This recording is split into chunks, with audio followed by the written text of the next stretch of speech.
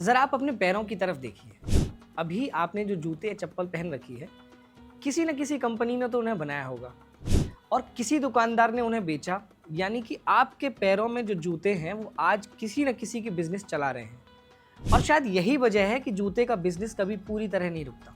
बच्चे बड़े होते हैं, ऑफ़िस में आपको जाना है, फैक्ट्री में सेफ्टी शूज़ चाहिए, त्योहार हो, शादी हो, हर मौके के लिए अलग-अलग जूते चप्पल लगते ही लगते हैं।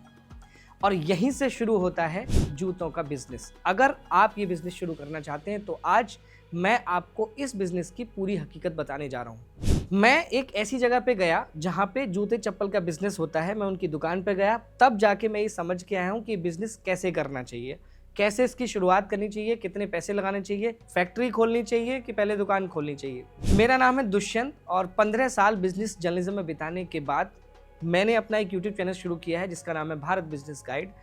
यहाँ हम सिर्फ बिजनेस की बात नहीं बताते, मैं किसी आइडिया पे डिस्कस नहीं करता, मैं उसकी पूरी ज़मीनी हकीकत यानी पूरी सच्चाई आपको बताता हूँ।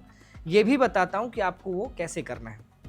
आज जो वीडियो आप देखने जा रहे हो, अगर आप उसको एंड तक देखेंगे तो आपको पता चल जाएगा अगर आपके पास 10 लाख रुपए हैं तो शुरुआत आपको कहाँ से करनी चाहिए, कौन से ब्रांड पहले रखेंगे, डीलरशिप आपको कैसे मिलेगी और इस बिजनेस की असली कमाई कहाँ से होती है, पैसा आएगा कहाँ से। डे वन से पैसे नहीं आएंगे, लेकिन अगर आप पूरी चीज़ समझ जाएंगे तो आपको पैसे की कमी नहीं रहेगी। मैं जो आज आपको जानकारी देने वाला हूँ वो सिर्फ इंटरनेट से नहीं है।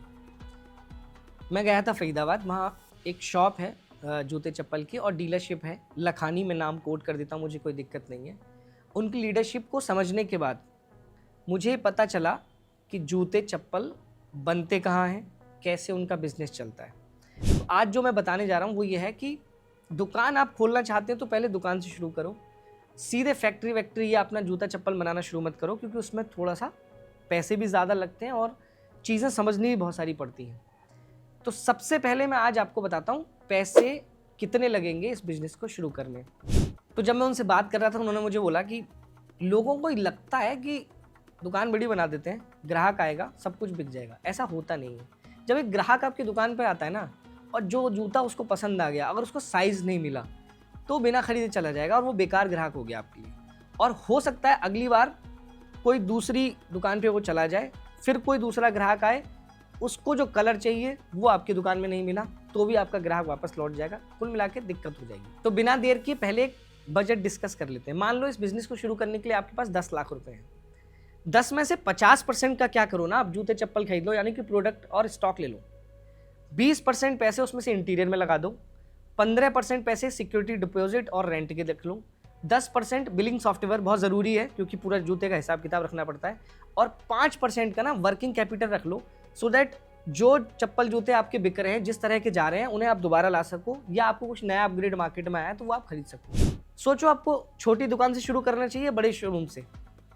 मैं एक बताता हूँ कि दुकान का साइज मायने नहीं रखता इस धंधे में ना, आपका सिलेक्शन बिकता है। आप ग्राहक के लिए क्या रख रहे हो अपनी दुकान पे, उसके बजट के हिसाब से आपके पास है कि नहीं। और ये कैसे तय होता है, ये तय होता है कि आप दुकान कहाँ खोल रहे हो, कैसे खोल रहे हो और किन लोगों के लिए खोल रहे हो। जैसे ही आपको इस सवाल का जवाब मिल जाएगा ना, किन लोगों के लिए, आप अपने धंधे में काफ़ी आगे निकल जाएंगे।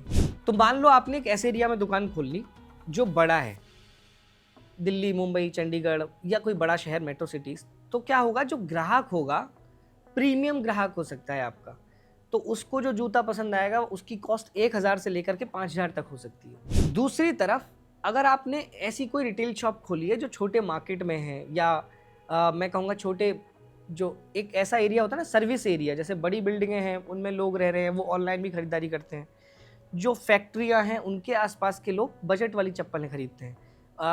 उसमें से रिलैक्सो, लखानी की रबर वाली चप्पल खूब सारी बिकती हैं। उसमें जो सेफ्टी शूज़ होते हैं, जो कंपनी में काम करते हैं, वो वाले बहुत शूज़ बिकते हैं। इसके अलावा जो स्पोर्ट्स शू होते हैं जो 500 से 1000 रुपये में आ जाते हैं, वो वाले बहुत शू बिकते हैं। महिलाएं जब खरीदने आती हैं तो उनको डेली वेयर की जो चप्पलें होती हैं, घर में आप पहन सकती हैं, वो बहुत ज़्यादा बिकती हैं। इसके अलावा जो सेकंड प्रोडक्ट होता है कि मौसम के हिसाब से जो जूतियाँ हम कहते हैं, वो बहुत ज़्यादा सेल होती हैं। तो ये तय आपको करना है कि जो दुकान, और आप कह सकते हो कि आप शोरूम एक बना सकते हो, तो वो किन लोगों के लिए खोलना है। आजकल आपने देखा होगा ना, कंपनी आउटलेट कहीं कहीं लिखा रहता है। कंपनी आउटलेट का क्या मतलब है, वहाँ कंपनी से माल आता है और पर्टिकुलर कंपनी का एक छोटा शोरूम या दुकान कह सकते हो, वहाँ से आप उन्हीं की कंपनी के कोई भी चप्पल जूते वगैरह सब खरीद सकते हो। लेकिन जब आप अपनी दुकान बनाते हो तो आप रखते हो कम से कम 5 से 6 वैरायटी। 5 से 6 वैरायटी क्यों रखनी पड़ती है? क्योंकि मान लो कि सप्लाई रुक गई, आपने किसी कंपनी से, लखानी या रिलैक्सो या किसी बड़ी कंपनी से, एक्शन, कैंपस, उन सब से किसी से डीलरशिप ले ली या स्पॉन्सरशिप ले ली या सीधे उन्हीं से माल आ रहा है, तो जो ग्राहक आएगा ना, वो ये सोच के नहीं आ रहा कि मैं आपके इसी ब्रांड की चप्पल खरीद के लाऊंगा, ये इसी ब्रांड का जूता लेके आऊंगा, ये यही चीज़ लेके आऊंगा। तो जब आप उसे वैरायटी की चीज़ें दिखाओगे, चप्पल जूते दिखाओगे, तो वो कुछ ना कुछ उनमें से पसंद कर लेगा। और यहाँ पे एक चीज़ और मायने रखती है, वो है आपका बेचने का हुनर।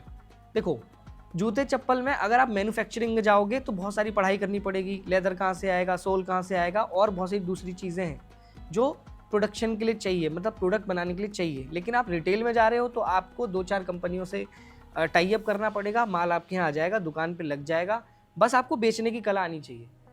जैसे उनसे जब मैं बात कर रहा था तो उन्होंने मुझे एक चीज़ साफ साफ बताई कि यार शुरू में ना, मतलब सीधे मुनाफे पे नहीं जाना चाहिए। वैसे इस काम में 30 से 40% का मुनाफा है। मान लो कि जो चप्पल 60 रुपये में बनती है, उसे आप, मैं नॉर्मल चप्पल की बात कर रहा हूँ, उसे आप 100 से 110 रुपये में या 120 में बेच सकते हैं। मैं खुद भी 120 में ही खरीदता रहा हूँ, तो आपका मार्जिन अच्छा है। लेकिन एक ग्राहक आ गया जो शायद आपको लगता है कि दोबारा भी आएगा, चप्पल टूटेगी तो आएगा ही, या ग्राहक बनाने के लिए वो दूसरी दुकान पे ना निकल जाए, तो आप क्या करेंगे, उसको 120 की जगह क्या करेंगे, 100 रुपये की चप्पल दे देंगे, 20 रुपये का मार्जिन अपना कम कर लेंगे। लेकिन आप ग्राहक का बेस बड़ा करते हुए चलते जाते हैं। जब आप एक बार ये करते हैं तो शू बिजनेस आपको काफ़ी मायने में फ़ायदा देता है। तो अब तक मैंने आपको बताया कि अगर आपके पास 10 लाख रुपए तो लगाने कहाँ कहाँ हैं, कैसे कैसे आपको खर्च करने हैं। दूसरा मैंने आपको बताया इन्वेंट्री, कैसे मिक्स इन्वेंट्री रखनी है आपको, कहाँ कहाँ से मिलेगी।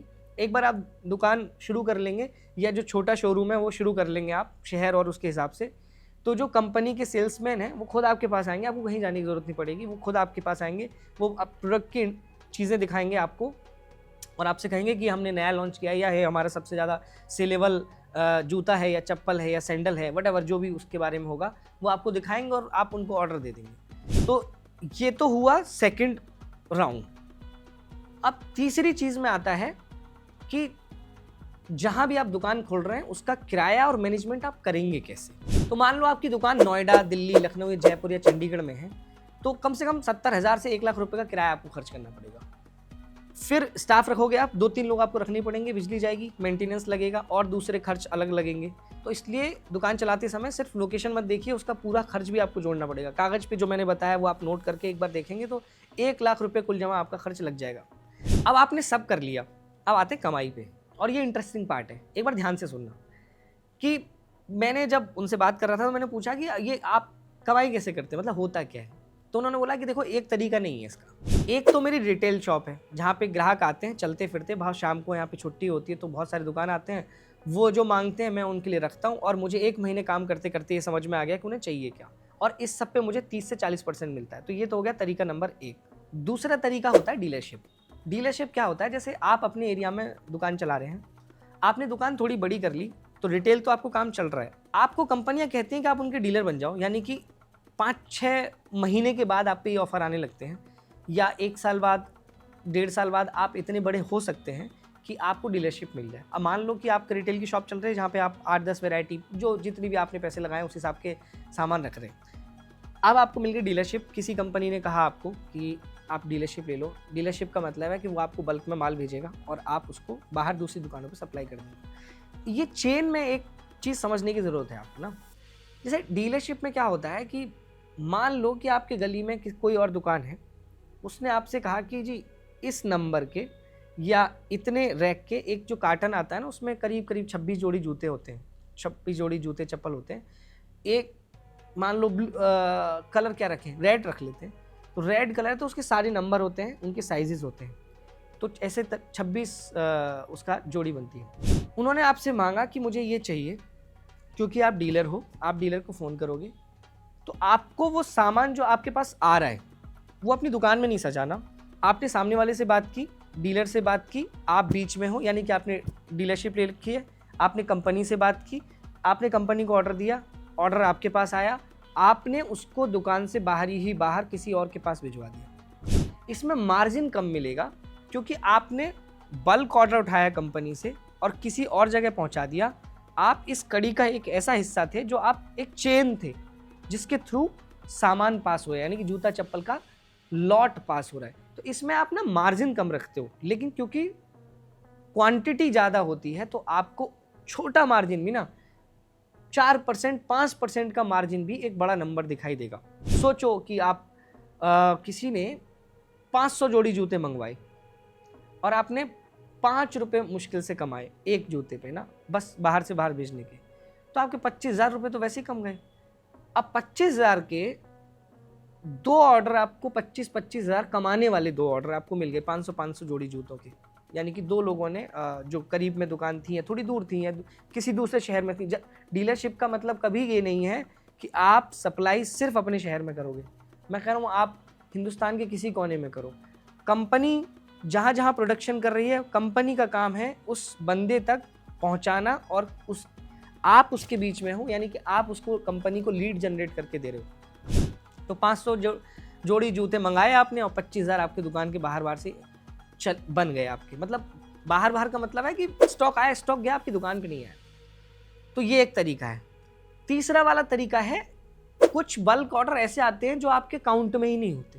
काउंट का मतलब समझो कि आपके एरिया में बहुत सारे स्कूल होंगे, बहुत सारे फैक्ट्री होंगी, या जहाँ ऐसे ऑफिस होंगे जहाँ ड्रेस कोड चलते हैं कि ये जूता ही चलेगा, उनके ऑर्डर आते हैं आपके पास। वो कैसे होते हैं वो आपको जाके क्रैक करने पड़ते हैं, अपना कार्ड देना पड़ता है, बताना पड़ता है कि मैं जी मेरी शॉप है या मेरी शू की शोरूम है, एक मेरा कोई शोरूम है, और बताना पड़ता है कि भैया हम ये काम भी करते हैं कि आपका कोई बल्क ऑर्डर तो आप हमें बता दो, हम आपको जूते भेज देंगे।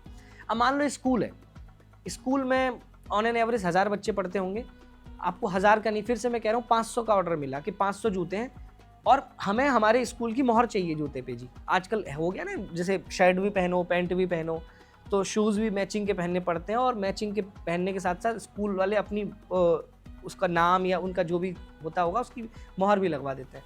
अब आपको ऐसे जूते बनवाने, ना तो ये आपके जहन में था कि ऑर्डर मिलेगा, ना कंपनी को पता है कि ऐसा कोई ऑर्डर होगा, लेकिन अगर आपने साइजेस के हिसाब से इस ऑर्डर को कंप्लीट कर लिया और स्कूल को मंगा के दे दिया कंपनी के थ्रू, तो आप सोचो बैठे बिठाए आपने कितनी लीड जनरेट कर ली। आपको लग रहा होगा आपने स्कूल में माल भेजा है, लेकिन नहीं, आपने पूरे स्कूलों के एक नेटवर्क को बता दिया कि मैं इस काम में हूँ, मैं ये चीज़ें आपको तुरंत सप्लाई कर दूंगा। आपको क्या याद रखना है अगर आप अपना बिजनेस शुरू कर रहे हो तो, कि ना डिलीवरी का, ग्राहक के भरोसे का बड़ा खेल है। उसने बोला कि परसों आ जाएगा, तो आप उसको, अगर आपको लगता है कि परसों नहीं आ पाएगा तो एक दिन और मांग लो, लेकिन ये कमिटमेंट मत करो कि हाँ मैं परसों भेज दूंगा, जबकि आपको पता है कि वो 5 दिन लगा लेगा। तो ये जो भरोसा है ना बिटवीन यू एंड कस्टमर, उसको मजबूत अगर करके चलेंगे तो ही आपका धंधा फलेगा फूलेगा। तो ये 4-5 तरीके हैं जो मैंने आपको बता दिए। एक तरीका और है कमाई करने का, वो थोड़ा सा मैं उसको अलग तरीके से एक्सप्लेन करता हूँ। तो क्या होता है, एक होता है डेड स्टॉक।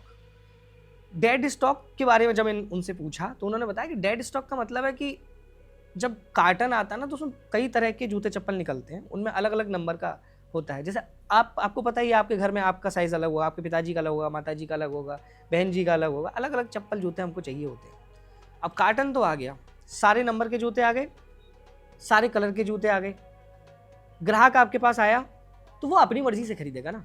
उसको अगर रेड कलर पसंद है तो रेड दिखाओगे आप, ब्लू दिखाओगे या ब्लैक दिखाओगे, वाइट दिखाओगे। ब्लैक और वाइट सबसे ज़्यादा चलते हैं वैसे जूता चप्पल में। तो कभी भी आप खोलो शुरू में दुकान तो ध्यान रखना कि इन कलर पे ज़्यादा फोकस करना। मतलब युवाओं से लेकर के पुराने ज़माने के लोग तक, बुज़ुर्ग लोग तक, सब वाइट और ब्लैक पे रिलाई करते हैं, और वैसे भी ड्रेस कोड में भी ज़्यादातर यही काम आते हैं। तो आपके पास स्टॉक बच गया। अब दुकान आपकी, मान लो कि आपकी दुकान बहुत बड़ी नहीं है, शुरुआत में आपने छोटी दुकान खोली है, आपने कोशिश की कि हर तरह का जूता चप्पल मैं अपने ग्राहक को डिलीवर कर पाऊँ, लेकिन आपकी इन्वेंट्री इतनी ज़्यादा हो गई कि दुकान भरी पड़ी है, और जो नॉन सेलेबल आइटम है, मतलब जो बिका नहीं है, वो आपकी दुकान भरा पड़ा है। अब आप नए स्टॉक लाने की स्थिति में नहीं हो क्योंकि आपके पास जगह नहीं है। ऐसे में आप क्या करोगे, ये जो फड़ वाले होते हैं और उनको हम ये सामान थोड़े कम मार्जिन में एक साथ दे देते हैं, या अगर आपकी दुकान के सामने जगह है तो हर सैटरडे संडे एक चादर जैसा कुछ बिछाओ, एक व्यक्ति को पकड़ो, सेल की एक स्टैंडी लगा दो। हो सकता है थोड़ा कम पैसा बचेगा उसमें आप, या एक आध जूते चप्पल पे आपको लॉस भी हो जाए, लेकिन दुकान आपकी खाली हो जाएगी, पैसा आपके हाथ में आ जाएगा। उस पैसे से आप नया माल ले आओगे और नया माल अपनी दुकान में लगा लोगे। इस तरह से इस पूरे बिजनेस का चक्र चलता है और ये बहुत काम की बात है। अगर आप जूते चप्पल का बिजनेस शुरू करें, यानी कि दुकान शुरू करें, तो ये बात आपको पता होनी चाहिए ताकि आप मिस्टेक ना कर सकें। अब मैं आपको बताता हूँ दूसरी ज़रूरी बात। तो अब तक मैंने मोटा मोटी आपको बता दिया कि क्या करना है, कैसे करना है। एक सवाल बचता है जो बीच में रह गया था कि फैक्ट्री लगानी चाहिए कि नहीं। मैं कह रहा हूँ फैक्ट्री लगानी चाहिए अगर आपको इस फुटवियर मार्केट का थोड़ा बहुत ज्ञान है। तो आजकल ऑनलाइन बहुत सारे ऐसे कोर्स हैं जहाँ से फुटवियर के बारे में आप थोड़ा सीख सकते हो। अगर आप चाहते हो कि जैसे आगरा में, कानपुर में लेदर का बहुत काम होता है, पहले आप वहाँ जाओ, आप थोड़ा सा टाइम बिताओ और मार्केट को समझो, मैन्युफैक्चरिंग को समझो, देखो कि वहाँ पे काम कैसा होता है, कहाँ से कच्चा माल आता है, कहाँ कहाँ जाता है, किन किन फैक्ट्रियों में कितने दिन जूते बनने में लगते हैं, सोल कैसे बनता है, मटेरियल क्या होता है, फिनिशिंग कैसे होती है, अच्छा जूता कैसे बनता है, बचता कैसे है, क्या चीज़ें बेकार हो जाती हैं, जो कारीगर हैं वो कितना पैसा लेते हैं। तो ऐसे अगर आप कम से कम 1 या 2 महीने वहाँ पे टाइम बिताइए, आपका कोई जानने वाला है तो उसके साथ बैठिए, समझिए, जूते बनते हुए देखिए, उनकी फिनिशिंग देखिए। और फिनिशिंग के बाद अब ये है, देखो मान लो आपने जूते बना लिए है ना, एक फैक्ट्री डाल ली, एक मशीन डाल ली। मतलब आगरा में तो बहुत छोटा छोटा काम है। मैं जब अपनी एक जॉब में था, अमर उजाला में मैं काम करता था, तो मैं कई ऐसी फैक्ट्रियों में गया हूँ जहाँ पे काम होता था। और उस एक्सपीरियंस से मैं आपको बताता हूँ कि देखो, बनाना बहुत आसान है, बेचना बहुत मुश्किल है। आपने बढ़िया शोरूम बना लिया, बढ़िया बढ़िया जूते रखे हैं वहाँ पे, ख़रीदार कहाँ से लाओगे? या तो रिटेल मतलब दुकान लगा के बेचोगे, फैक्ट्री आउटलेट के नाम से। फैक्ट्री आउटलेट है और अगर आप बाहर बेचना चाहते हो तो फिर आपको फॉरेन में जाना पड़ेगा, उसमें ऑलरेडी बहुत बड़े बड़े प्लेयर हैं, इतनी जल्दी आपको जगह नहीं मिलेगी, उन सबको सीखना समझना।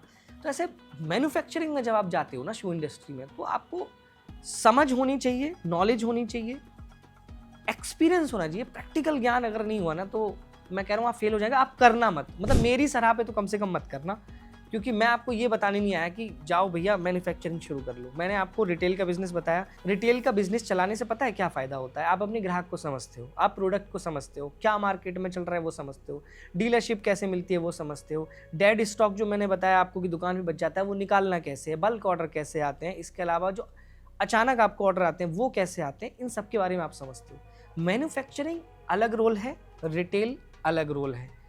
अगर आप सीख के करना चाहते हो तभी मैन्युफैक्चरिंग में जाना, मैं आपको सलाह नहीं दे रहा हूँ।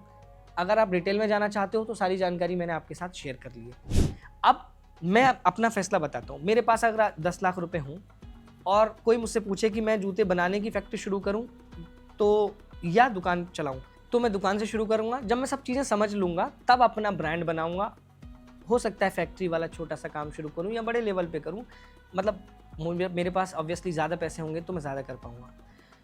तो अगर इस वीडियो से आपके जूते की बिज़नेस की तस्वीर साफ़ हो गई हो तो इसे उन लोगों तक ज़रूर पहुँचाओ। लाइक करो, कमेंट करो, शेयर करो और प्लीज़ मेरे चैनल को सब्सक्राइब कर लें, क्योंकि 15 साल जर्नलिज्म में बिताने के बाद, बिज़नेस जर्नलिज्म करने के बाद मैंने ये यूट्यूब चैनल शुरू किया है।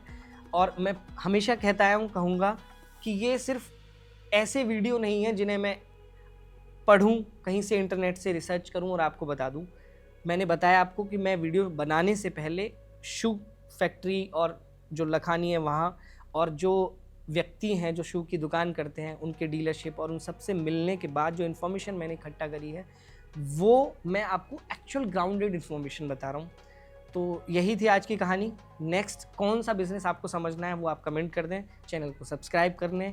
नमस्कार, जय हिंद।